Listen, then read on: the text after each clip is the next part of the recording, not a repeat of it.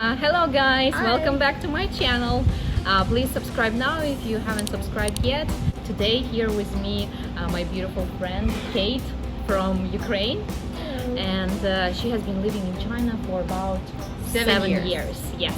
At the beginning you came to Ningbo, right? That was 7 years ago. 2013. Okay, 2013. And actually later she moved to Shanghai.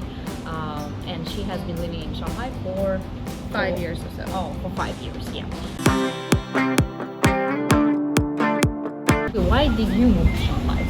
I moved to Shanghai to continue my Chinese studies and to work.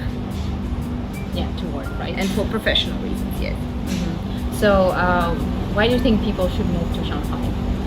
I don't know if people should move to Shanghai. It's up to them, right? Well, hopefully they can do that if they want soon. Okay, what makes it what makes it worth moving to Shanghai? Well, I would actually recommend some people to spend at least a little bit of time in Shanghai because it's an amazing city. China in general is a great place to do an exchange if you're studying in university or if you're even just working on an assignment or even for travel. It is definitely a very interesting place to go to, and Yeah, it's such a vibrant city, with so many foreigners. I don't know whether it's advantage. It's so international, But it is, yeah, it is international. It's a melting pot. It is. You get a bit of every culture, also Chinese culture, and even for Chinese people, there. If you're speaking, for example, about restaurants, there's all kinds of food from all provinces in Shanghai. So it's quite amazing to see that melting pot and that combination of different people in one place. Okay, so first is that it's international city. Second, the food options, like the food variety in Shanghai is great. So it's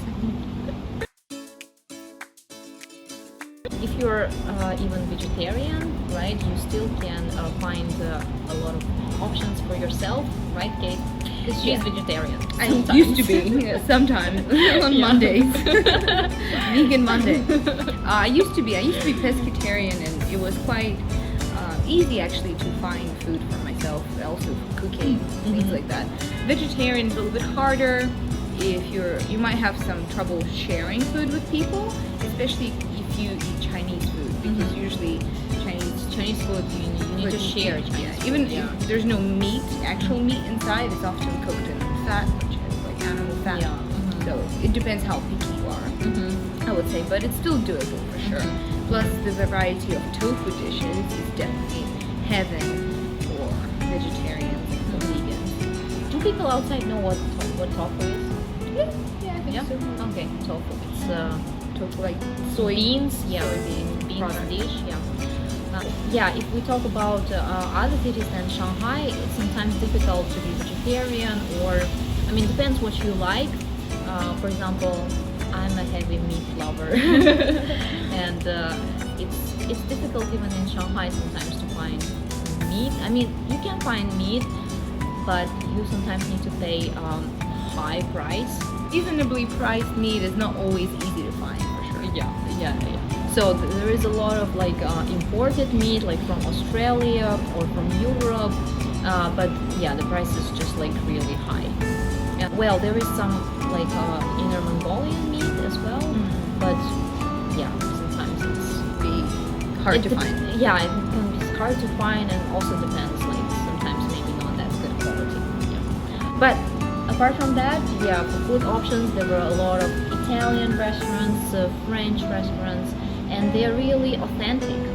They serve authentic food, and you can even meet some French chefs there, right?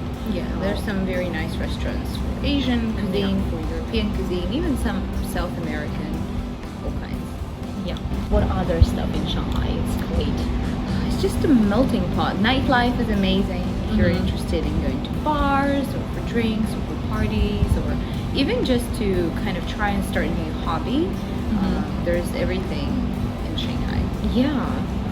Everything you'd like, from yoga to capoeira to dancing to sports to gym to all kinds of arts, and arty stuff is also there.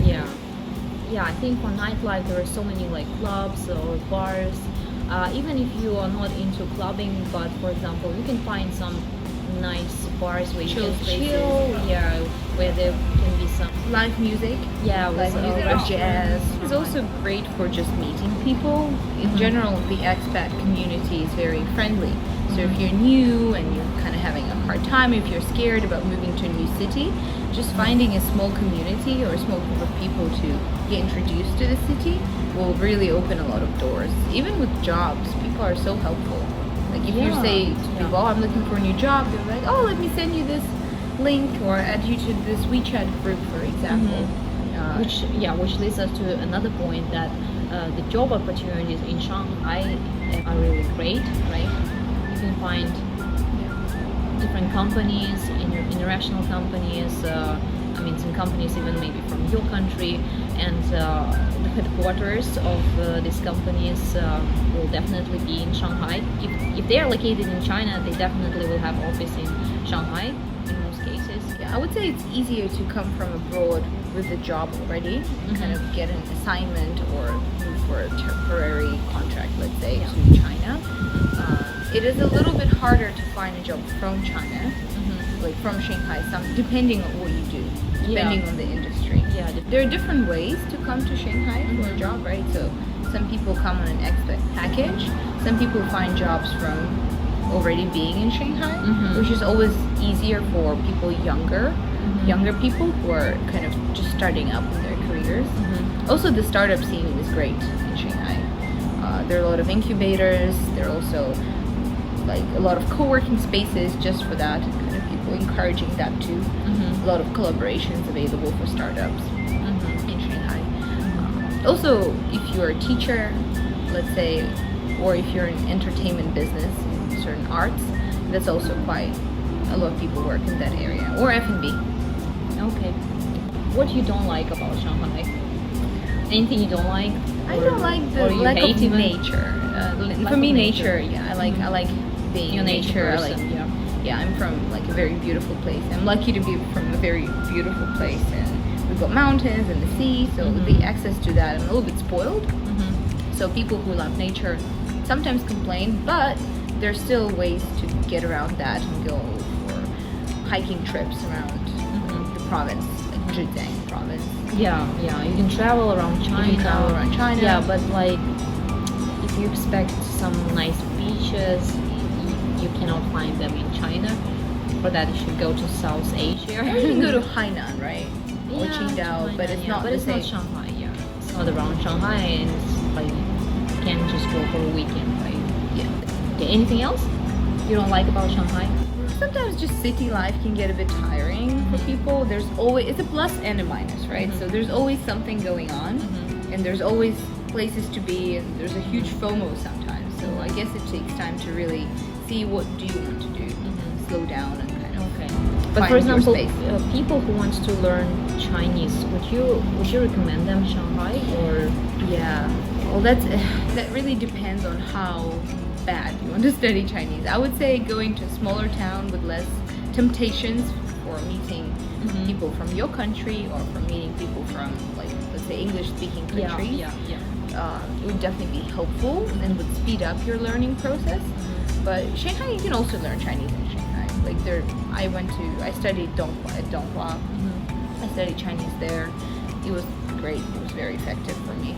But for me, I learned it best in the work environment. So Okay. How would you describe Shanghai in short? Shanghai is a city of contrasts, Okay. I would say. Because you can live as cheaply as you want, you can live as expensive as you want, right? You can just hang out with international people all the time, or you can really make an effort and just spend time and get to know Chinese people, locals from all Chinese culture, right? Chinese culture. And also Chinese culture is so vast, right? Yeah. It's not just Shanghai. I would also say that Shanghai does not represent China. Yes, Right? exactly. Yeah. It's still like New York doesn't represent the whole USA, let's say, or other countries. The big metropolitan cities, they're often a little bit different. They're So- often quite different from the rest of the country. Okay, thank you for coming, Kate, from Shanghai to Ningbo to give this amazing interview. Guys, thank you for watching. Please Thank you. subscribe to this channel and hit the bell notification button right now. Bye bye. Bye.